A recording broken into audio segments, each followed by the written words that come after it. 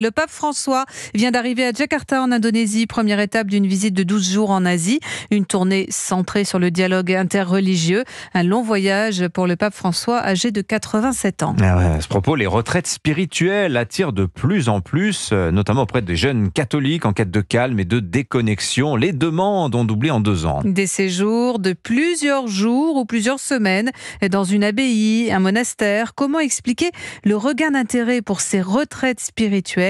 Reportage européen de Charles L'Huillier dans un couvent du Gers. Ici, les 40 chambres ont affiché complet tout l'été. Parmi les retraitants, comme on dit, Clotilde, 35 ans. J'organise mon emploi du temps autour des offices. On se croirait dans une grande maison de vacances. Ça permet de ne pas avoir d'horaire, de ne pas avoir le téléphone parce que ça capte pas très bien. C'est pourtant grâce à son téléphone que Clotilde a connu le lieu et ses retraites. Les sœurs font des vidéos. Là, oui, forcément, je like. Je suis une chrétienne 2.0. Des retraitants qui font partie des 15 000 abonnés de l'abbaye sur Instagram, réseau social sur lequel les religieuses joueraient presque les influenceuses. Sur cette vidéo qui cumule 50 000 vues, sœur Anne déballe un colis envoyé par le premier youtubeur de France. Thibaut InShape nous a envoyé du matériel pour une salle de musculation. Une communication qui forcément porte ses fruits, assure sœur Diane. Nous, on dit qu'on existe. C'est sûr qu'il nous arrive beaucoup plus de demandes qu'avant, y compris de jeunes qui n'ont jamais approché un monastère. Et pour s'adapter à ce public nouveau ici, aucune obligation d'assister aux offices religieux pendant ces retraites.